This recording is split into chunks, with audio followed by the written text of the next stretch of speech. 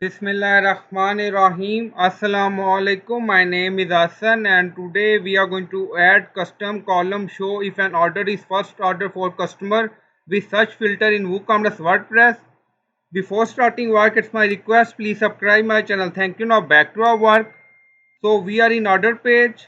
So we will do this using custom code. Now go to dashboard. On left side you see plugin. So click on add new. So we are going to install plugin. Then inside plugin write wpcode. So this is plugin wpcode. Insert header and footer we will use. So you will install this plugin and activate it. And after activation on left side you see code snipper. Then you see add snipper. So click on it. Then you see add your custom code. So again click on it. Now create custom snipper section open, scroll down, you can add title age, then you see code preview, or right side you see code type, drop down select PHP snipper. Now we are going to paste code and you will find this code in video description or in comment section. Now in code you see register a new column that will show if an order was a first order for a customer or not.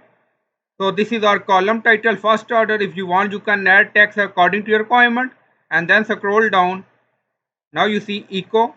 So currently display this. If you want you can add your text in echo section for first order for a customer. And then we are going to show WooCommerce filter option.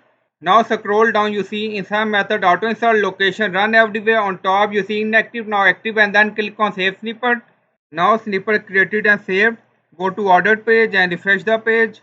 Now scroll down you see first order custom column we created using custom code. And then you see filter, first order only, select and then click on filter button. Now scroll down, you see no order found. Now click on all again and scroll down, you see first order column. So I hope you like this video. Please like, comment, share, subscribe. Thank you for watching.